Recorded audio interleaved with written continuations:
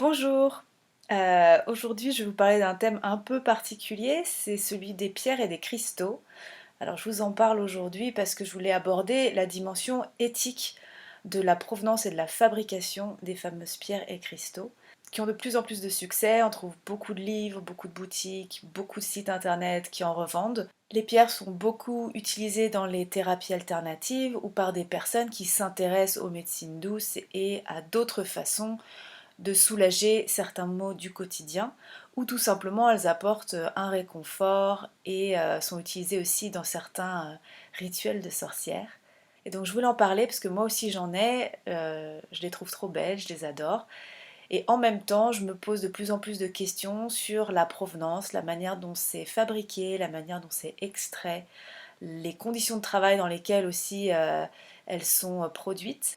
Et donc comme je ne suis absolument pas une experte des pierres, je n'ai pas de diplôme en lithothérapie, je connais quelques trucs que j'ai vus dans certains livres, mais j'ai aucune compétence en la matière. Donc je me suis rapprochée d'un spécialiste, un gémologue, qui est un grand passionné de pierres et que j'ai questionné pendant à peu près 2 heures, je crois, sur toutes les interrogations que je pouvais avoir au sujet des pierres, de leur provenance, la fabrication, etc. Donc déjà pour replacer un peu le vocabulaire, on parle souvent de pierres, de cristaux. Le vrai terme en fait c'est gemme, donc G-E-2-M-E, parce qu'en fait le terme cristal c'est pour tout élément solide, naturel qui est constitué de minéraux.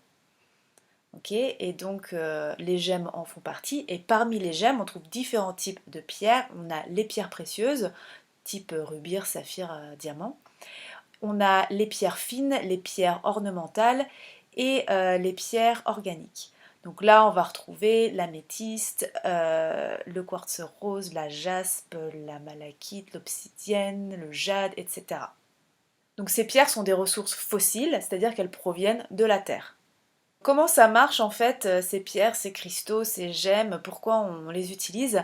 Alors en fait, elles émettent des vibrations et des fréquences en fonction de leur couleur, de leur taille, de leur forme, de leur constitution minéralogique également, en fait en raison de plein de facteurs, et elles vont avoir une action sur l'organisme.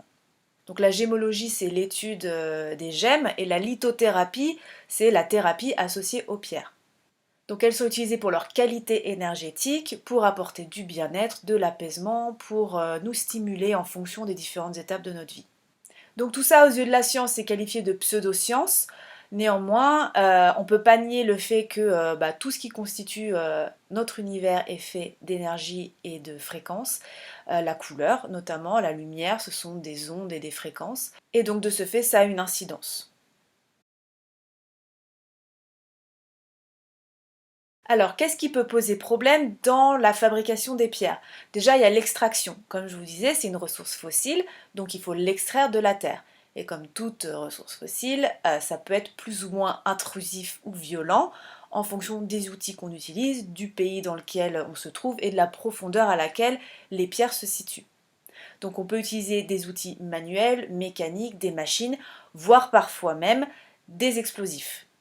Et donc quand on extrait les pierres, on extrait des blocs. Donc par exemple là j'ai un bloc d'améthyste, donc on voit en fait que c'est coupé dans la roche. Et ensuite pour arriver à une pierre polie ou de petite taille, on va les tailler, on va les polir pour leur donner différentes formes. Et donc les problèmes liés à ça, donc déjà au niveau de l'extraction, donc c'est des méthodes qui peuvent être très néfastes pour l'environnement. Il y a aussi les conditions de travail. De nombreux pays dans lesquels on extrait les pierres emploient des enfants ou emploient des personnes dans des conditions de travail qui sont vraiment déplorables. Et ensuite, il y a les étapes de fabrication. Donc les personnes qui sont employées ont aussi des conditions de travail qui varient en fonction de la zone où on se situe. L'autre chose, c'est que bien évidemment, comme dans tout commerce, on n'est pas à l'abri de certains abus. Il y a certains vendeurs/vendeuses qui vont vendre des pierres à la place d'autres, qui vont vendre des pierres synthétiques. Donc c'est-à-dire que c'est pas une pierre minérale, mais ça va être une autre matière, parfois du verre, parfois autre chose.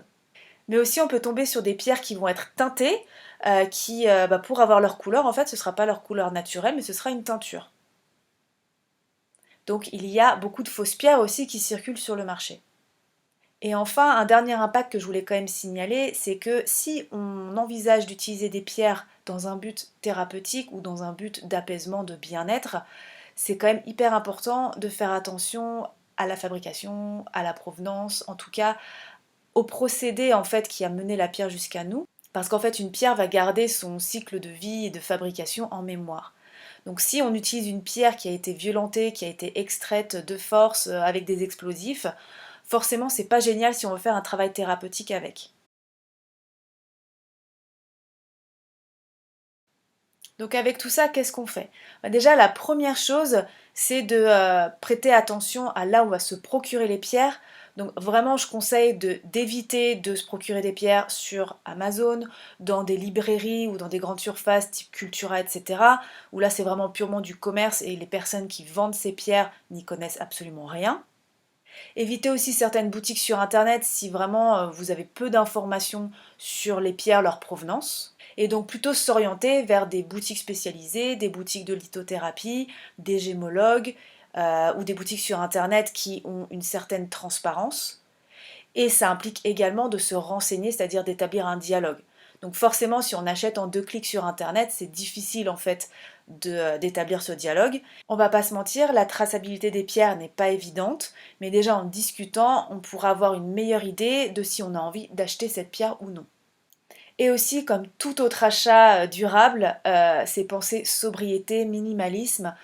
Je sais très bien que quand on rentre dans une boutique de pierres, on en a plein les yeux. En tout cas, moi, je sais que ça me met des étoiles dans les yeux. J'ai envie de tout acheter parce que je trouve ça beau, ça brille et ça attire en fait, hein. Il y a vraiment des vibrations, des fréquences, ce qui nous attire. Euh, mais voilà, c'est de faire usage de discernement, d'acheter en conscience et de se dire qu'on va en acheter moins, mais dans une démarche plus éco-responsable, plus consciente, qui va aussi se répercuter sur le travail qu'on va faire avec la pierre. Donc voilà, moi je vous dis tout ça. Après, moi je possède quelques pierres. C'est que récemment en fait que j'ai vraiment intégré la dimension éthique dans mes achats.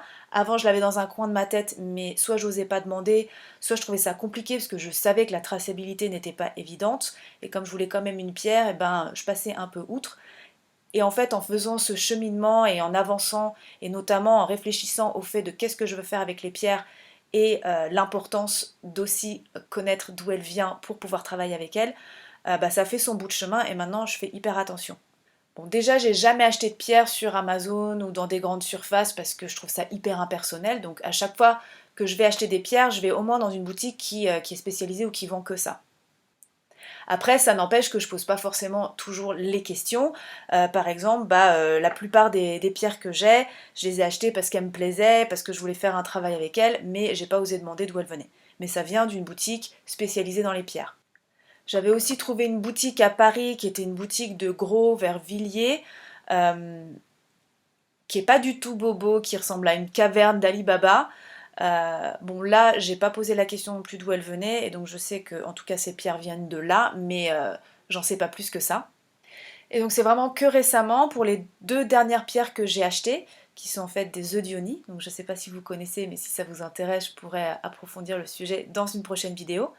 Et donc pour le travail qu'on fait avec les eudionie, c'est hyper important de savoir d'où ça vient. Et donc pour ça, je me suis rapprochée d'une femme qui est spécialisée dans les eudionie et qui est hyper regardante sur d'où proviennent les pierres, qui sait exactement d'où elles viennent. Et donc pour ça, je suis super contente de pouvoir les utiliser, sachant d'où ça vient. Donc voilà, je ne sais pas si ce sont des questions que vous vous êtes déjà posées dans l'usage des pierres, sachant qu'en fait, les personnes qui utilisent des pierres, généralement, c'est des personnes qui s'intéressent aux médecines douces, qui s'intéressent aux thérapies alternatives, qui s'intéressent à la spiritualité, qui ont quand même une conscience environnementale, généralement. Et c'est vrai que c'est un peu antinomique parce qu'on fait souvent l'impasse sur d'où ça vient, parce que c'est joli, parce que c'est coloré, parce qu'on l'utilise dans une démarche de bien-être. Mais comme tout autre objet, comme tout autre bien de consommation en fait, c'est important de se poser la question sur l'éthique, la provenance et les impacts que peut avoir notre consommation et nos achats. Cette vidéo, elle n'a pas du tout pour objet de dire c'est pas bien d'acheter des pierres, il faut arrêter, etc. Mais juste de planter une petite graine pour permettre à plus de personnes en fait de faire des achats en conscience et peut-être d'en consommer moins mais mieux. Bon, du coup, j'ai fait un petit aparté par rapport au sujet initial que je voulais aborder qui était sur le changement climatique, mais j'y reviendrai la semaine prochaine où je vous parlerai de ma conception du voyage et notamment de la consommation d'avion. Donc n'oubliez pas de vous abonner à la chaîne pour recevoir les notifications des prochaines vidéos. Si vous avez des commentaires, n'hésitez pas à me les poser et je vous dis à la semaine prochaine.